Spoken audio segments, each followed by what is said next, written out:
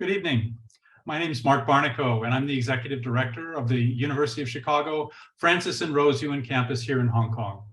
Thank you for joining our program this evening, The Asian American Experience, Debunking Model Minority Myths. We're sharing tonight's event live via Zoom, Facebook, and YouTube from the UChicago Yuen campus in Hong Kong. If audience members have questions to submit, you can do so through the question and answer button by first registering on Zoom. I also encourage you to visit the Yuen campus website at www.uchicago.hk and subscribe to our e-news for the latest news and information, or you can also follow the UChicago Yuen campus Hong Kong social media accounts that we put together. Tonight in the Director's Pick series, we have Professors Matthew Briones, Yoonsun Choi from the University of Chicago, and Ellen Wu from Indiana University, Bloomington, to discuss topics related to anti-AAPI violence and hate in the COVID era, affirmative action in admissions policies, and the persistent specter of the model minority myth. Let me briefly introduce our panel of esteemed guests. Dr. Ellen Wu is a UChicago PhD graduate and now an associate professor of history at Indiana University, Bloomington. She researches, teaches, and writes about race and immigration in United States history. Dr. Wu is author of the award-winning book, The Color of Success, Asian Americans and the Origins of the Model Minority. Her scholarship has been supported with fellowships from the Ford Foundation, National Endowment for the Humanities, the University of Texas at Austin's Institute for Historical Studies, and the University of Chicago's Center for the Study of Race, Politics, and Culture. She's class of 2022 National Fellow with New America. Her work's been featured on a variety of academic and public-facing platforms, including Modern American History, the Los Angeles Times, the Washington Post's Made by History, NPR's Code Switch, Last Week Tonight with John Oliver, and the PBS documentary series Asian Americans. Currently, Dr. Wu is writing Overrepresented, The Surprising History of Asian Americans and Racial Justice, a new story about diversity, data, and democracy in the United States. Dr. Wu also serves on the Indiana Advisory Committee to the United States Commission on Civil Rights and the board of ACLU of Indiana. She's founding member of the Indiana chapter of the National Asia Pacific American Women's Forum. And in 2017, the Indiana Minority Business Magazine named her Champion of Diversity. Professor Yoonsun Choi is a professor and chair of the doctoral program at the University of Chicago Crown Family School of Social Work, Policy, and Practice. Her fields of special interest include minority youth development, particularly Asian Americans, and the roles of race, ethnicity, and culture in youth development.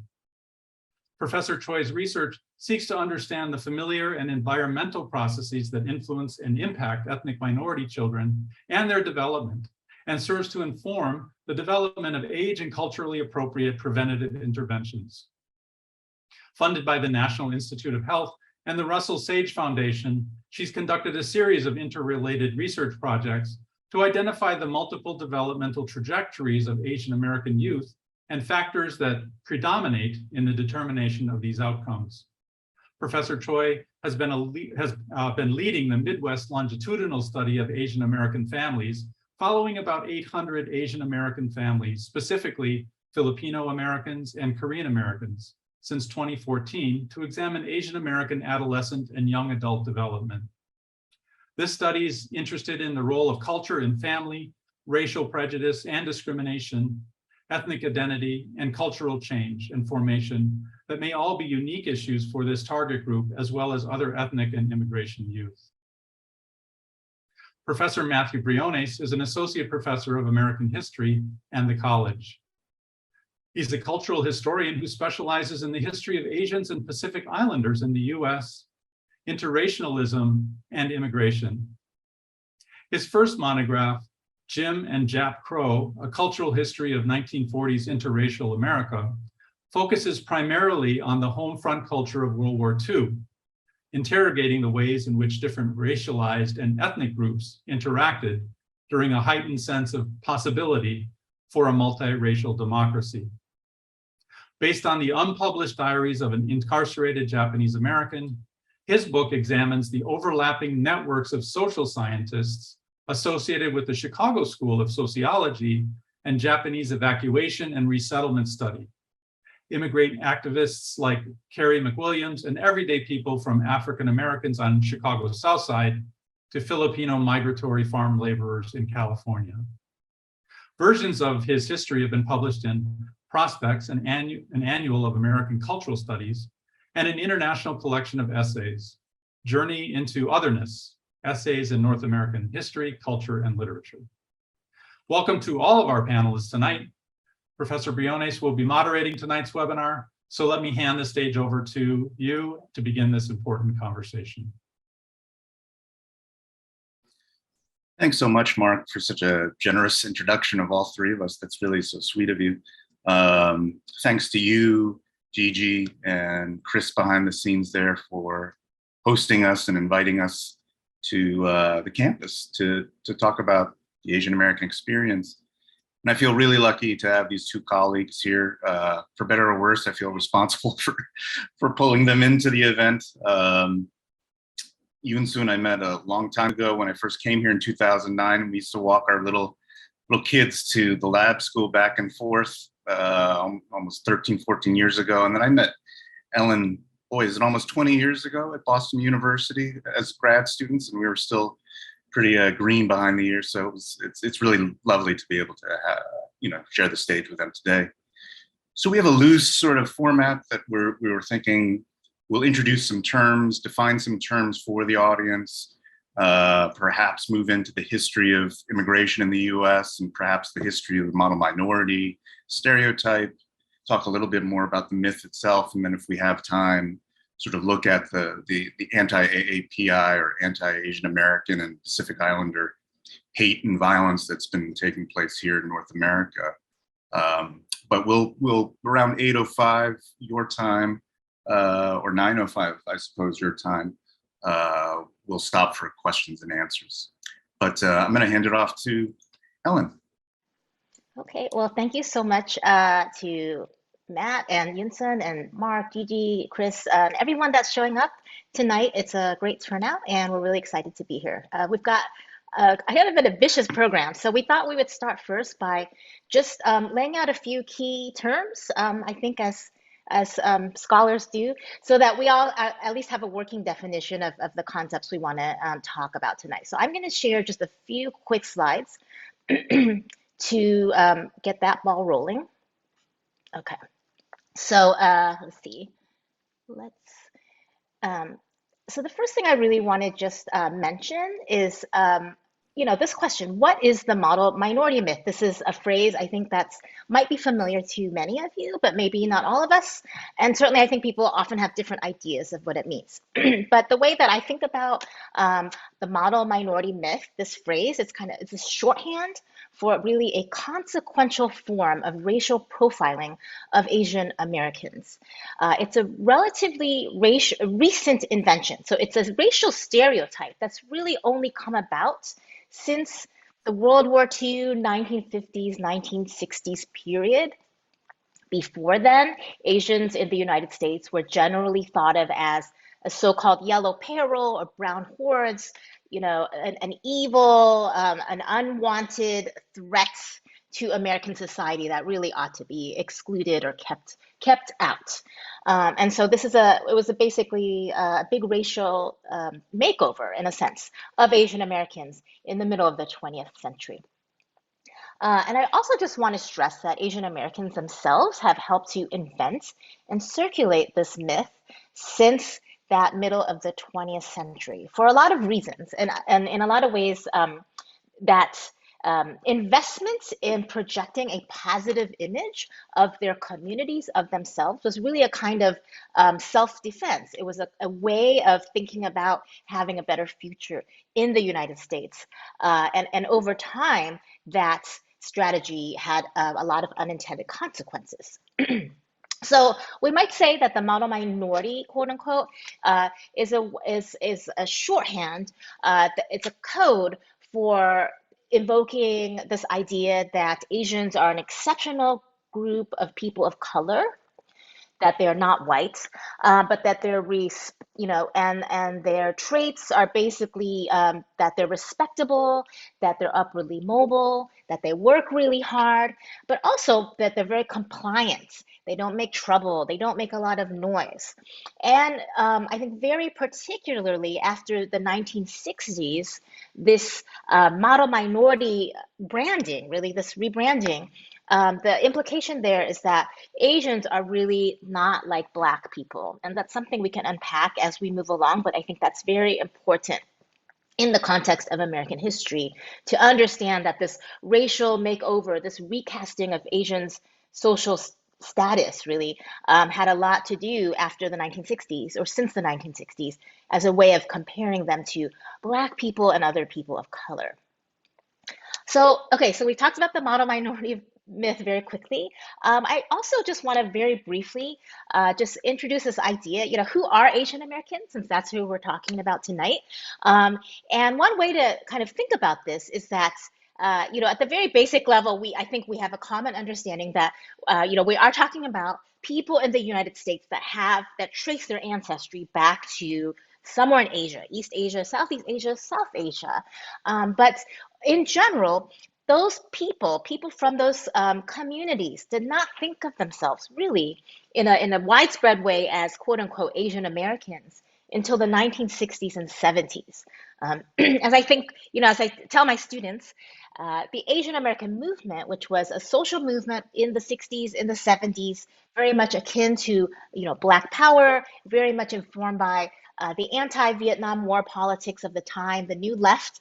This was one of maybe the least known social movement of the 1960s, but it's really out of this period that people that used to be called Orientals started to think of themselves as Asian Americans as a type of self-determination, right? Defining their identity on their own terms. And at that moment, to be Asian American was a political stance. It was about being anti-racist, really, I would say anti-capitalist, very critical of capitalism and its exploitative, the way it exploited people's labor and their lives. And it was also about being anti-imperialist and very much a criticism of the United States as well as other powers being imperialist powers and militarized imperialist powers in the world. So this is a moment when the activists at the time thought of themselves as being engaged in one struggle with many fronts. So they were opposed to the war. They were supporting, the Black Panthers and other Black people and other people of color in their movements for liberation. But they were also opening, clinics, medical clinics in Chinatown. They were publishing poetry, magazines, making music. They were advocating for ethnic studies. They were counseling people to avoid the draft. So it was just this explosion of civic, cultural, political engagement with these ideas of liberation, of justice, of freedom, of self-determination.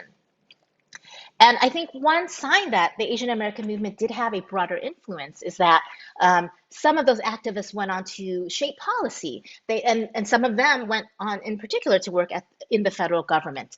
And it's because of that advocacy for Asian American communities that when the US federal government re-examined its essentially racial categories, racial policy in the 1970s, this is where we see Asian or Pacific Islander, sometimes today we call it AAPI for short, that becomes designated as an essentially official racial and ethnic category in administrative policymaking, in the census and so forth, in the late 1970s. So this is a memo that comes out of the 1977 that is from the National Archives.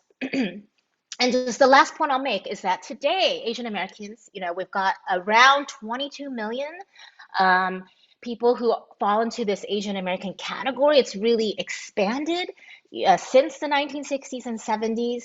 Now it's the fastest growing racial and ethnic group in the United States. And as you can see, it encompasses a wide range of people, everybody from, Chinese, Indian, Filipino, Vietnamese, Korean, we can look all the way down the list, Bangladeshi, Nepalese, Burmese, Malaysian, Mongolian, and so forth. And so what that means is that, and this is something we'll dig into, that the Asian American population is extremely diverse socioeconomically, also culturally, religiously, and I think very importantly, politically, ideologically. And so this makes for a very a sort of messy and interesting community to really think about, but also really challenging in terms of what it means to live and within these categories and operate with them. And just a quick slide I pulled from Pew Research Center data, just as one illustration. You can see that the median household income does vary widely among Asian origin groups in the US. So we have everything from the Burmese at 44,000 a year to Indian at almost 120,000. So we can see just one metric, but we can see that diversity really play out when we look at socioeconomic status. And so I do also want to know, we'll be talking, I think, today about hate, Stop Asian Hate. I think this is a hashtag that many of you probably have seen in the last couple of years, but we might just want to quickly ask, what is hate? It's also this kind of analytical category, you might say, that we'll be dealing with today. I pulled this from a really interesting project coming out of the University of Michigan, with the primary investigator is Dr. Melissa Borja, who also has a USC affiliation. I met Dr. Borja in graduate school at Chicago. But I just really want to just note quickly, when we talk about hate, it's also a very broad category. So there are violent hate crimes for sure. And you can see, these are crimes that involve what they call bias, a stabbing, for instance, which is just a crime. But I think today, when we're talking about anti-Asian hate, we also think about, acts that are not necessarily crimes in terms of the law, but they're not physical harm necessarily, but we might talk about, language, right? The way that people are treated with sort of words and actions that aren't necessarily, again, violent, but certainly are falling into this broader category of what we might call anti-Asian hate. And we can get more into that as we go along. So I am going to stop the share now and hand it back to Matt. Thanks, Ellen. This is probably a good segue, I hope, to you, Yoonsun, to think about, how this historical, not only the term, but sort of how this has impacted what you study today. How has sort of the model minority informed your work and informed what's happening in the present moment? So thank you, Ellen and Matt, and everyone who has this great session. And my focus and my research is that, okay, everything is happening, all these things, and what's the impact on the children? So my research goes back to, I started in the 1990s, where the Asian American children were showing, even back then, a very unique sort of set of behaviors or developmental patterns. So let me jump a couple of slides here. So there is something called Asian American paradox, which is there's a combination of Asian Americans showing good, say, behaviors, but then they also report high rate of mental distress. So in recent years, the reports have come out that Asian American youth, young people between 15 to 24 years old, that's the only racial group that have suicide as a leading cause of death in the United States. So it's quite deeply troubling, but this sort of the pattern of paradox, where higher education had disproportionate, we call, representation of Asian Americans, and they are known to they're thought as behaving well or compliant, as Ellen earlier pointed out. At the same time that they have been showing and reporting this very troubling mental distress rate that has actually gotten worse. So the motivating factor for my research was there's sort of this contrasting outcome. That pattern has become significantly worse, even before COVID. So, COVID has sort of unleashed all types of discrimination, from the criminal behaviors that Ellen talked about to almost like prevalent, but then kind of subtle discrimination. So we have all forms of discrimination, and COVID has certainly sort of brought out all the explicit discrimination and violence, but discrimination against Asian is nothing new, and there has been a lot of subtlety, and my study shows that those things have direct impact on children. So as Mark earlier introduced, I am leading a longitudinal study of Filipino and Korean Americans, about like 400 families each, and I've been following them since 2014. And typically, sort of the general population, when we see as a general youth population, the parent-child conflict tend to go down when as they enter young adulthood. Not the case among Asian Americans. And that was also the case here with the Filipino and Korean Americans. And I just want to also mention that, as Ellen said, Asian Americans are such a diverse bunch. And I purposely selected Filipinos and Koreans. One of the reasons was because they both are generally regarded as a middle income class families. So I wanted to sort of account for the confounding class effect, but also both have very distinct phenotype that they are targeted differently. The Korean Americans are one of the typical Far East Asians, versus the Filipinos, sometimes called Latinos of Asian Americans, an invisible minority among the invisible minority. So anyway, so those were two. And then both groups, especially women, have reported high rates of distress. So there's a couple of other reasons, but that's why they were targeted in my study. But I wanted to certainly report to you, based on my study, that there is significant individual cost that Asian American and young people especially pay to this sort of the adverse, hostile environment.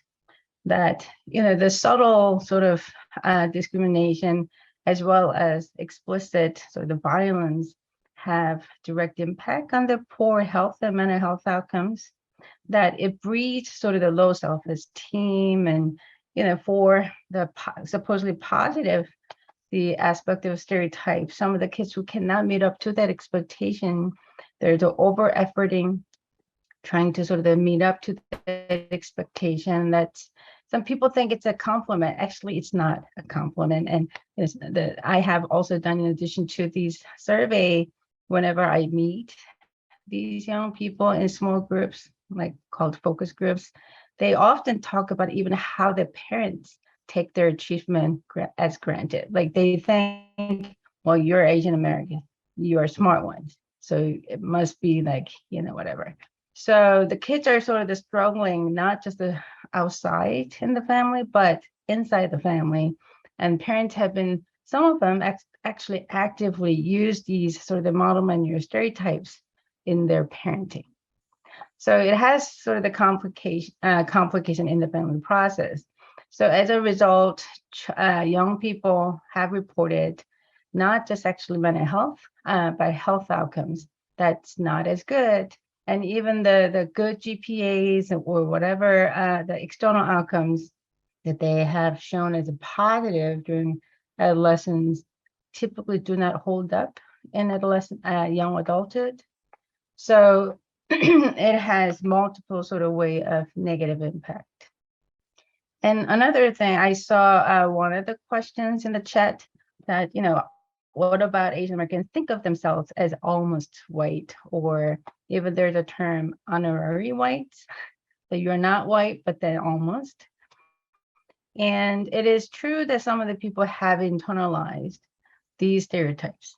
So actually, when I publish papers about Asian American struggle and mental health impact, I do get emails from people complaining that why are you trying to cast a negative portrayal of our group when everybody thinks that we're awesome? And I often have to say, it's stereotype. It's not factual. It's not based on how people actually do. And we have a lot of data that tells us otherwise. Despite the, I mean, it's still these sort of the myth persists, and it's really hard to debunk it.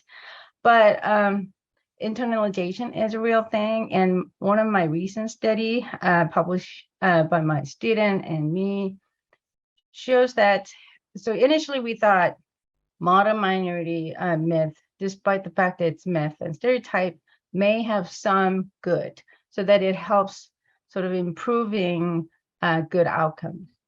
But the perpetual foreigner stereotype, like the Asians are regarded as foreigners, regardless of the generations that they have lived here over the years, maybe that's sort of exclusive, so that creates mental distress. Well, it turns out the model minority myth alone can create the paradox that we talked about, like good external outcomes, but troubling mental health problems. So it really shows that sort of the mixed effect of the model minority stereotype. And, you know, these sort of the stereotypes are, again, despite all the efforts that we try, is pretty persistent. And it has compromised people's well-being, not just mental health, but socioeconomically as well. That, you know, the data have shown that Asian American people are having more difficult time than the white counterparts to get a job with the same qualifications. They're less likely to be promoted, and often they're sort of stuck in the middle management positions.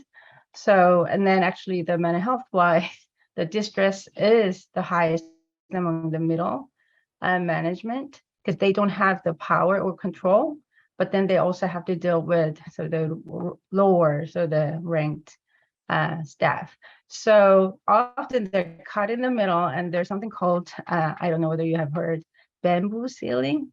So the Asian Americans will be very well represented, or even higher than proportion-wise, say, for instance, in the tech industry. Of course, there's a problem of like pegging them into a certain occupation. And even in the area that they are overrepresented, if you look at the top management, you don't really see them as leader, because these model minority stereotype see them as lacking leadership, or that they're compliant, so they will do what they're told to do. So they are lacking also creativity. So the seemingly positive stereotypes are full with negative tones. So that has especially have negative impact on young people.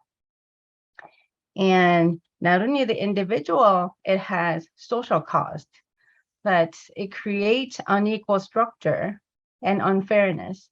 And the recent hate crimes have direct impact on local community, that Chicago has seen an upsurge in violence, vandalism, and all this impact.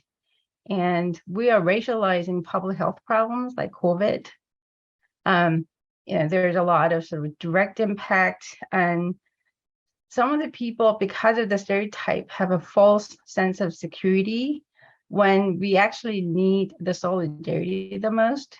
That we need to sort of to bring out changes, that there has to be more alliance and solidarity across racial groups, but instead we're creating more divisions here. So there's a lot to say, but I will stop here. That is just to highlight the stereotype, even the seemingly positive ones have negative impact, especially among the young people. Thanks, Yoonsun. I mean, just to have more of an informal conversation now, to what I take from both of your work, and just so the audience knows, these are two of the foremost experts on this topic, or these sets of topics. but always what I use in terms of looking at your research or your monograph and then trying to apply it to teaching undergraduates and graduate students, you know, to emphasize what you have been consistently emphasizing, right? That the group is not monolithic, how different, you know, diverse the term, the umbrella term, Asian American, APIA or AAPI is, right? That, you know, the wage inequality, right? At the top, they're making 11 times what the bottom is making. I mean, of all the racialized groups in the US, it's the biggest gap of wage inequality, right? And just trying to think very critically about the idea that we are not a monolith, right, as a group, and that it's external in some ways, you know, model minority being used as a wedge against protest minorities who are, you know, stereotypically associated with African Americans, Latinos, Native Americans, et cetera. Why can't you be the good minority like the Asians over here, kind of thing?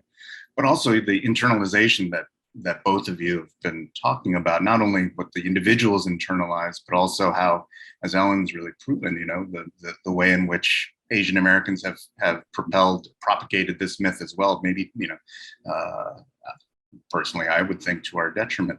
When we think about gendering the conversation, because I really thought about that when you were talking about the bamboo ceiling, Yoonsun, and thinking about a glass ceiling for women just in general, but particularly given the violence that we've seen here in the US that's been predominantly targeting Asian American women and girls, how does that kind of change the dynamic of the conversation, or does it necessarily?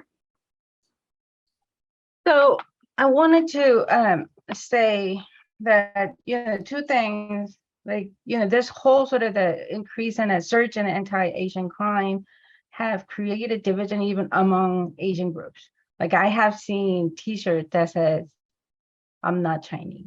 Because, you know, with the coronavirus and the top administration of this country calling it with certain, you know, Chinese names, Kung Fu virus and whatever, but, you know, this non-Chinese Asian American felt the need, like, I'm not Chinese, so don't blame me, kind of thing. So even they created this shirt, which doesn't help, because we're not, I mean, the thing is, we are seen as monolithic, and our sort of the attempts to differentiate Chinese from the rest is not really helping. But then this sort of xenophobia among Asian Americans are also real. And then also gender, like, you know, most of the anti-Asian hate has been proportionally targeting women. So that really, and then also elderly. So that sort of shows how cowards those people are to inflict these violent crime on these people. But it has really complicated the efforts among Asian Americans to create sort of the political action and to really respond to these. And even, you know, as I said, like, you know, all these things are also used in the family. So I've been doing a lot of webinars educating the different communities of Asian Americans, are saying, you know, we need to overcome our own sort of internal struggles to respond to this surge and have more collective understanding and collective actions. Again, it's hard to bring out, but my hope is the young generation does so much better job than older generation. I mean, I'm one of the older generations, so I think there has to be much more reflection and taking the actions. And good news is that there has, I mean, the racial reckoning, if you will, among Asian Americans is higher than ever. So we are at the great historical moment that we can seize and take sort of the move, I mean, take it and move forward. And this is historical, right? I mean, we've seen during the Second World War, sort of the period I study of folks walking around, you know, I'm Korean, I'm Filipino, I'm Chinese, you know, buttons that would differentiate them from Japanese Americans. Yeah, Ellen, I didn't want to step on you there. Oh, not at all. I think, yeah, I was thinking both, kind of thinking about both Yoonsun and Matt's comments. Yeah, so I think, but your question about just how all this is gendered is really important. And so maybe I'll kind of connect what I'm thinking about and in reaction to what you both have said. And so, something that I found in my research was that when the model minority stereotype first emerged out of that World War II moment, as particularly Japanese and Chinese Americans are really, you know, feeling the impacts of this global war on their everyday lives, right? Most famously, Japanese Americans being sent off to camps, but Chinese Americans finding that the war is actually opening opportunities for them to get jobs in more mainstream society and so forth. And so as they rebrand themselves as these model minorities, so much of that rebranding has a gendered basis, right? So, if you think about the conservative 1950s, the post-war period, this was a moment when the new stereotype of Chinese emerged, and this I think relates to Yoonsun's research, was that they had model families, that the children never got into trouble. They loved to study. They were very obedient. They had a Confucian sort of ethics where the children would respect their elders, and that their extended kid network sort of helped to keep everyone in line so that they didn't commit like juvenile delinquency, right? And then they didn't grow up to be criminal adults. And this is and a lot of that was attributed again to the really strict gender roles, where supposedly the fathers, the men, were the breadwinners, the mothers were the homemakers. I mean, like conforming to this like white suburban idea of families and households, which actually a lot of Chinese American families didn't really. I mean, actually, that was fabricated in a lot of ways. But this idea really took hold, because Chinese at that time were also just really worried about being branded communists, in fact, during the Cold War. So Chinatown leaders really embraced this idea as a way of protecting their communities from maybe also being sent off to internment camps. And so I guess what I wanted to sort of push this forward and thinking about our moment today, Yoonsun, you talked about this like moment of racial reckoning and I do think there's something very quite extraordinary in the last couple of years among Asian Americans, both internally in our communities, but sort of in our national conversation, maybe even international. We had that brief spotlight, very unfortunately, because of the tragedy, the mass shootings in Atlanta and Indianapolis, targeting, Asian Americans. But I think what I observed coming out of the spotlight was that the sort of pushback against this model minority idea, this real call to work on racial justice, not only for our communities, but in solidarity with other communities of color. I really see a lot of leadership coming from Asian American women and sort of non-binary identified people, and really an insistence that we think about our community well-being in a very intersectional way, right? That what impacts our communities and what is best for ourselves, our children, our families, our elders and so forth, isn't just about race, but it's about a lot of things. It's about, disability. It's about deportation. It's about, we could go on and on. So I guess what I'm just trying to say here is that the gender piece is so important because, and I think Asian American women have consistently been leaders in this regard. If we go back to the Asian American movement moving forward, really insistent that we cannot just look at race alone as like the problem, right? But that it's connected to issues of class, of gender, of sexuality, of disability, ability, and so forth. Yeah, and Thanks, Ellen. Thanks, Ellen. And another point I want to also make is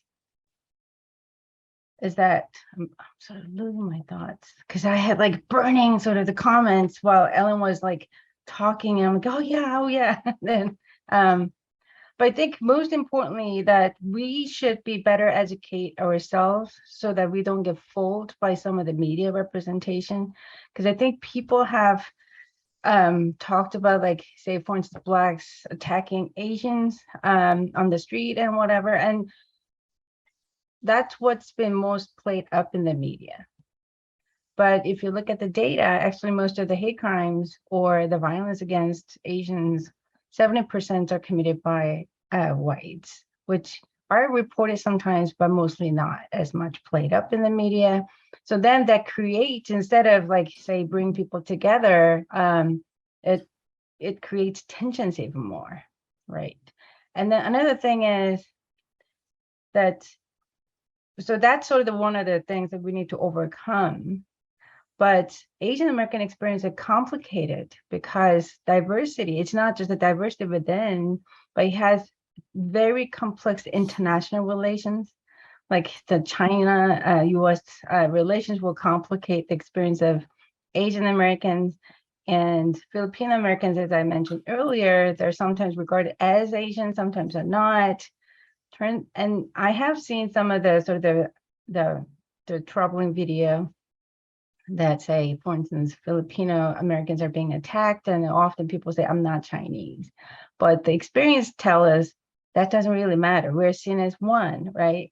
So then families, what they're learning, parents especially, who've been sort of playing up the model minority stereotype in the family to encourage their children to behave better, now realize keeping their head down and do your work so that it will really sort of pay off in the end doesn't work. They're being attacked for the virus that they are not responsible, right? So some of the families are actually taking a very different stance, and young generation again take also the lead, inviting their parents to march together and BLM sort of protest. So again, I think it has awakened many families who thought, we'll just keep our head down and just work hard, and it will really sort of we will get the reward at the end of the day, realize that's not how it's going to help my kids. So parents are becoming much more proactive than in the past. So I think this is potentially a great moment and for a real change. Perhaps we could start to take some of the questions. I ran over a little bit from when we wanted to start, but let's see if we can get in maybe 10 to 13 minutes of questions here. And some of what we've talked about, it seems to me, have already had touch points with some of these questions, particularly this last one with what Yoonsun was talking about. But Frank Chan asks, even though Asian people are seen as a model minority, this group of people enjoy very low visibility in the US politics compared with other minorities. How do professors see this as a problem, or how do professors see this problem? Any possibility to widen I would imagine Asians and Asian Americans' political participation? Sure, I can try to jump in. Thanks, Frank, for your question. It's a really important one.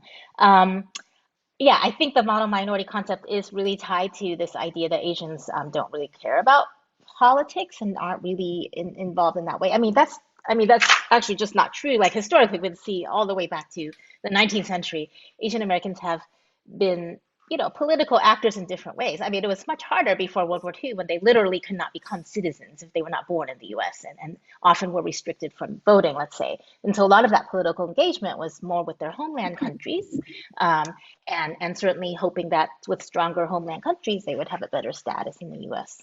But today, I think that what I observed in the last election cycle in 2020, that among that kind of big moments for Asian Americans, not just the pandemic and the anti-Asian hate issue, but I think there's been a lot of more attention and energy around Asian Americans as important political actors in US politics. There are more visible people, let's say, running, like I'm talking mainstream, like electoral politics, right? But more people are running for office, and they're identified as Asian Americans. They have Asian American constituents, and then Asian Americans are, I think about Georgia and how Asian Americans were part of that coalition, the Democratic coalition that really helped to flip the Senate seat, from the Republicans to the Democrats. And I think a very telling moment in terms of, if you look at like political scientists doing some of this research, there's a great article in the New Yorker by Hua Xu about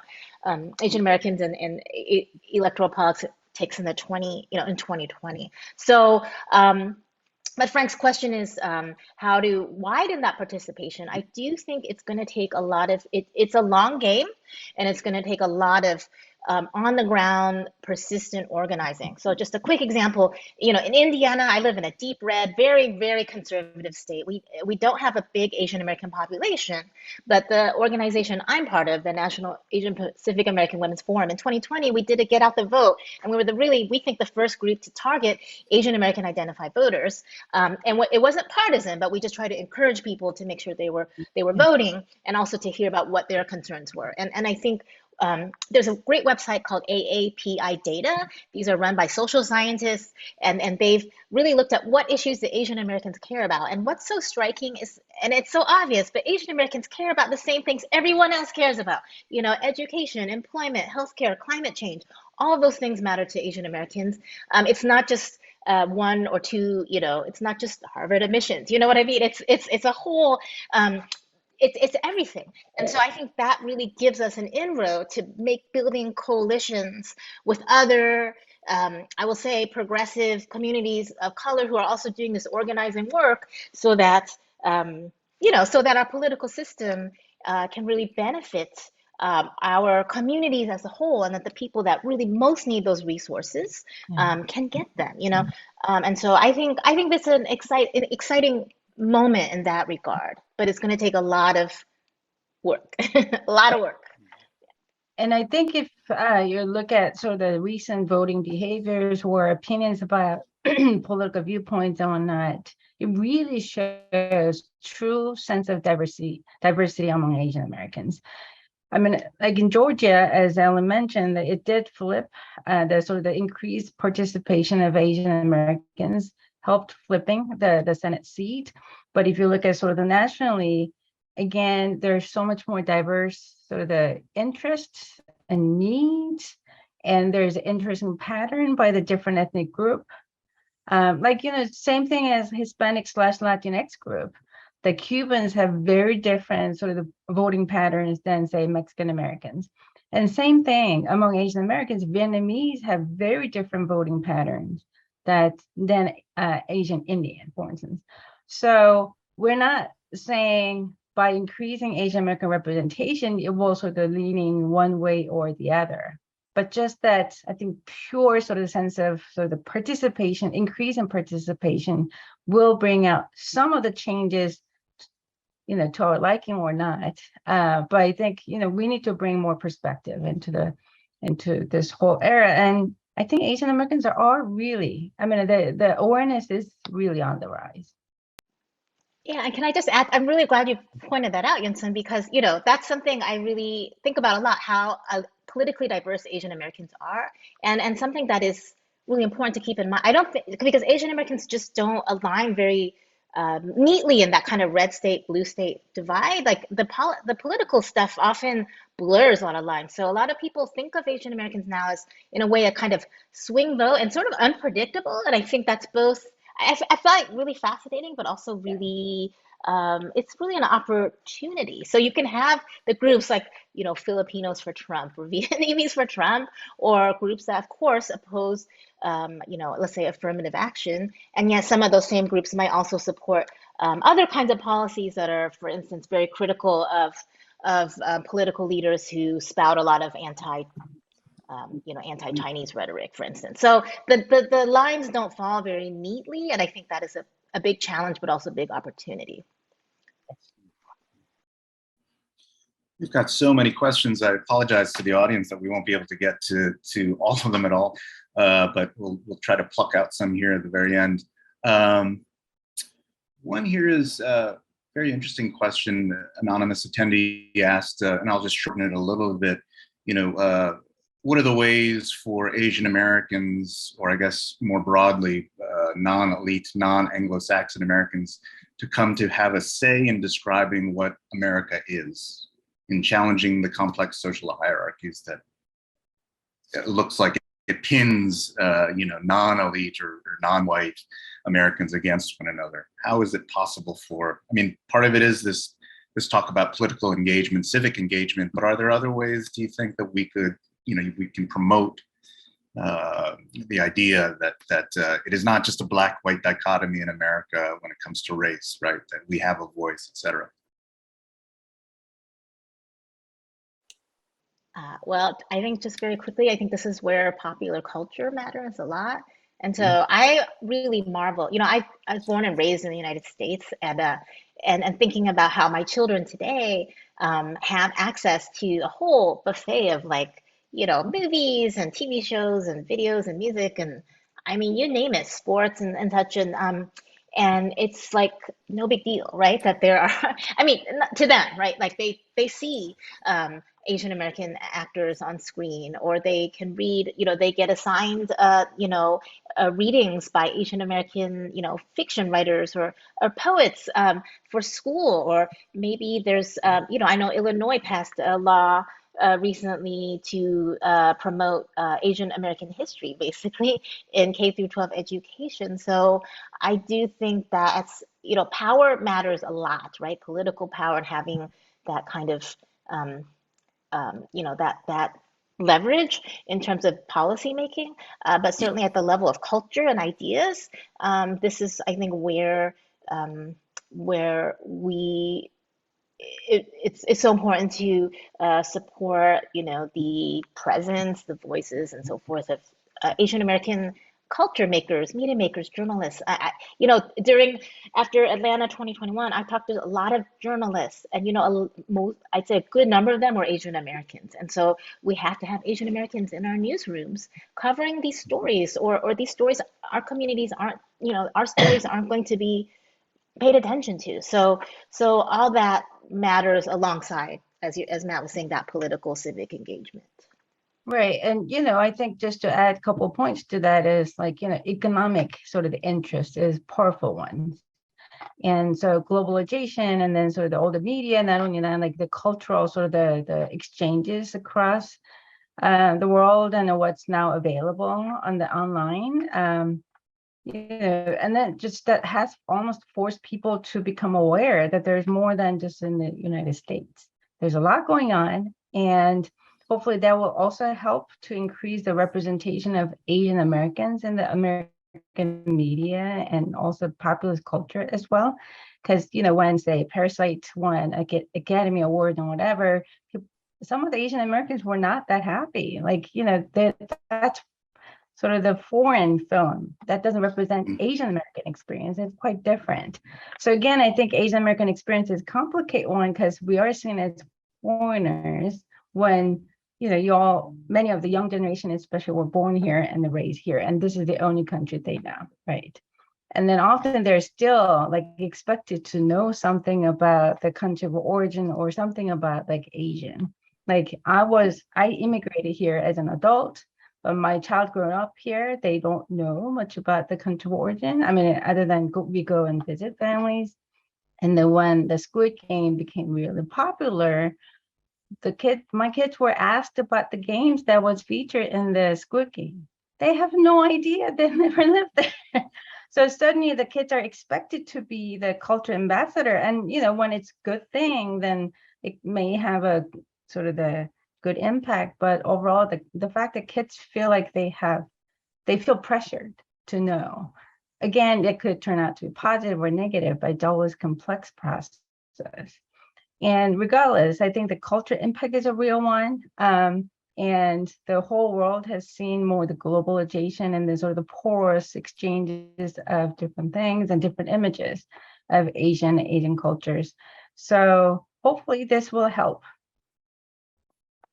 Yeah, it seems like we've moved away, thankfully, in some ways, from, Charlie Chan, the stereotype of Charlie Chan, or,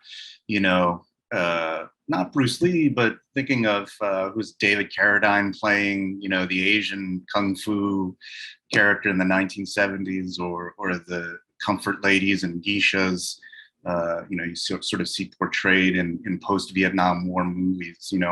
Maybe we've moved away from it, right, in some ways, symbolically. But, then you get Crazy Rich Asians, and Asian Americans are saying, wait a second, that's not me. We're not all rich. We're not all jet setting across the country, and just trying to think about, how do we, avoid just window dressing, that we can just have a few more people on the screen.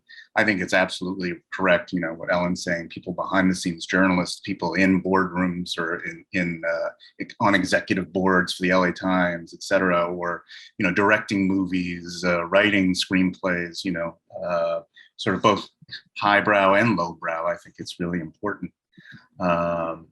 Yeah, maybe we have time for one more question. Well, Yoonsun, you just brought this up too. I don't know, maybe Ellen and I probably don't have as much experience with this question, but do Asians have the same experience in other countries, such as in Europe, compared to being in America?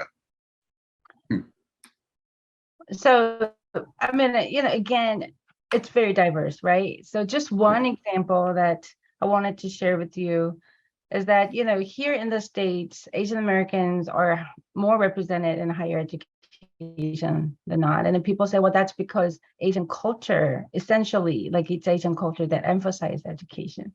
While it is true that Confucianism has emphasized education as a top priority, if you look at Chinese settling in Spain, they don't send their kids to top schools and all that, not because they don't value education, but because education is not a good tool to sort of go up the social ladder.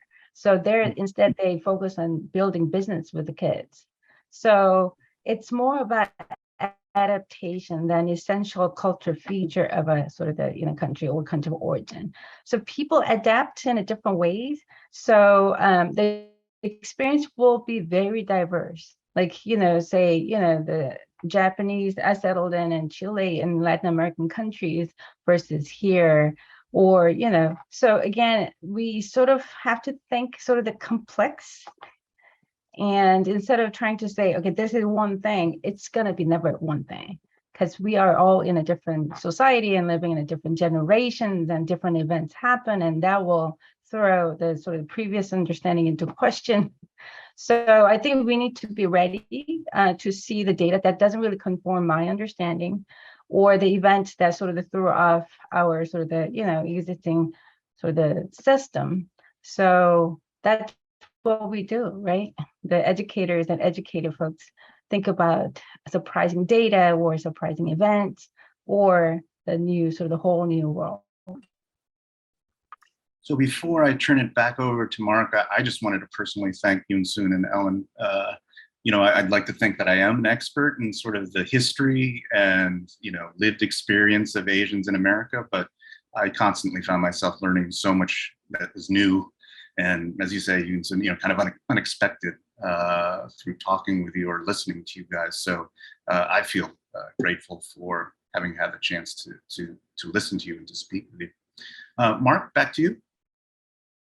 Thanks so much, Matt. We look forward to having you back so you can tell your story and maybe share some of your expertise as well on another program.